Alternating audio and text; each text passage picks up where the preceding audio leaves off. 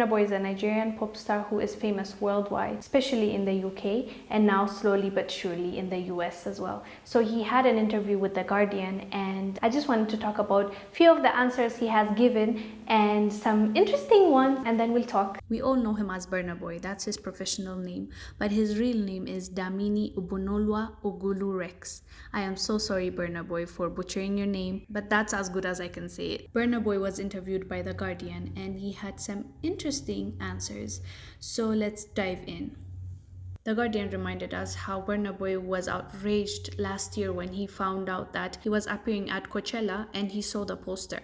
And in the poster, his name was written in a tiny font. So he took to Instagram and he wrote, "I am an African giant and will not be reduced to whatever that tiny writing means." Burna Boy does not have a problem in speaking his mind. The same year he was outraged by Coachella, Barack Obama included his track Anybody on his best song of 2019 playlist. That must be a proud moment for Burna Boy, but then again, he didn't say anything about it. Beyonce also had called him to provide a track for her smash hit Lion King soundtrack, and African Giant had been nominated at the Grammys for Best World Music Album. Burna Boy is currently dating the British R&B star Stefflon Don. The pair met at a gig in Ghana in 2018. Many big names in the industry asked to collaborate with him, like Ed Sheeran, Lily Allen, Georgia Smith, and Stormzy. As the interview goes on, now it gets more interesting. Burna Boy believes there's something deeper at work when it comes to his popularity in the UK. Most of the people from the UK, if not all the black people from the UK and the people of color, they all know where they're from.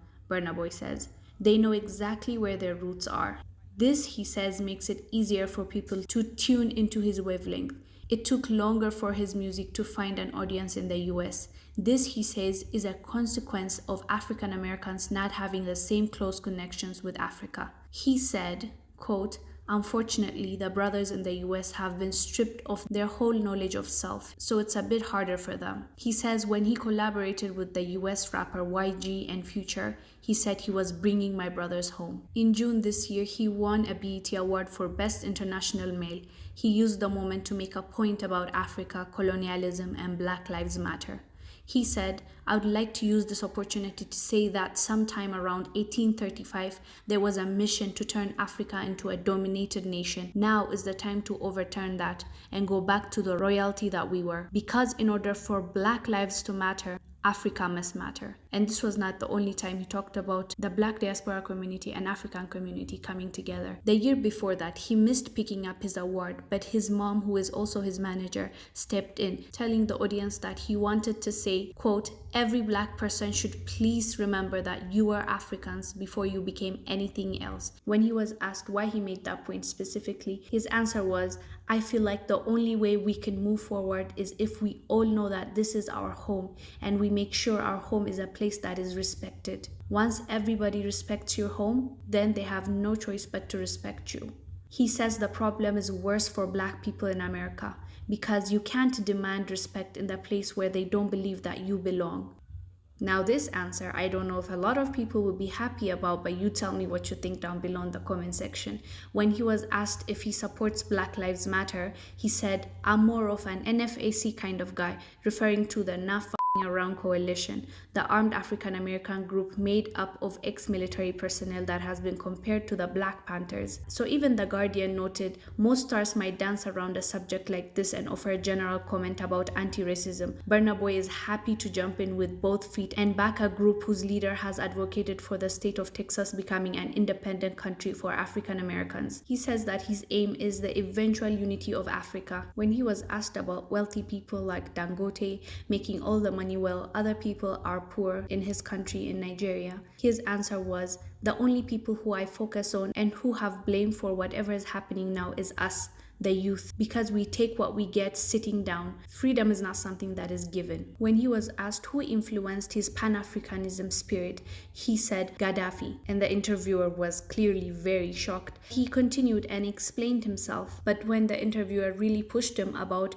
Gaddafi's faults, he admitted to the bombing and also the fact that he suppressed his opponents. And he said Gaddafi should be applauded for his ambition ambitions to start the African Monetary Fund in order to counter the power of the Eurocentric IMF and for his socialist policies in Libya. However flawed, his ideas were truly Pan-African, he argues. He says, "I'm not trying to make justification for anything. I'm just trying to tell you the reality. And the reality is that Africa has the most visibly corrupt leaders. The reason that Africa is the way it is today is because of the leaders and the greed. Who elected those leaders? Was it not the citizens?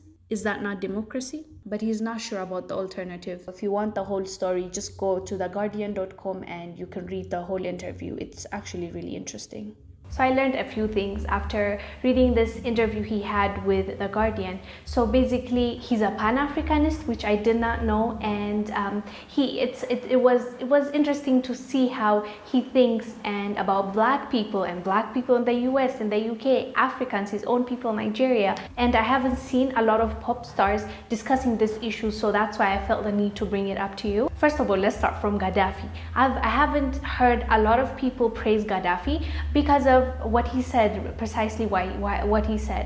We're most likely going to hear about Gaddafi in the mainstream media, in the news, and Western world's narrative. So that's what we usually know. So the fact that he said that Gaddafi wanted a united Africa and how he tried to get one currency which would work for Africans, and that was all true. Gaddafi did try all those things, and unfortunately he died a horrible death. Basically was one of the worst horrible deaths that I have seen on TV, and it happened the way they dragged him. It was a whole thing, but at the moment all of us kind of felt like it was deserved, not the way he died, but him living power. But now that you look back in Libya and see it, you're like, okay, I see how he was really important. He was playing an important role in Libya and as well as in Africa. If you've seen his speech in African Union, the way he really spoke about African unity,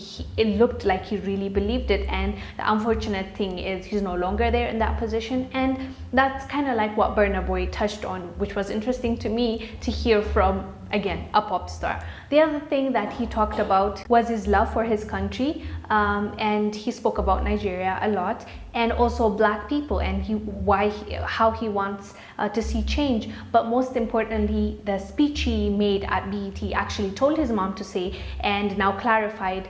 He said something like, every Black person is an African first. So I kind of get his point, whether you like it or not. There are a lot of people I've seen that do not accept the fact that they're Africans, they're Black, but they're living maybe in the US, in the UK, other European countries, and they don't claim that they have African ancestors, which is understandable as well. Their cultures, like, you've lived there your whole life, it's hard for you to relate with a person that lived a totally different life with you and say, like, I am African too. I get that, but what he's trying to say is you that was your place, whether you like it or not. You came from there, even though your upbringing and culture is totally different from, the ones that are living on the ground locally for me, here in Africa, in the motherland. You are different, and we are different. That is what I am seeing.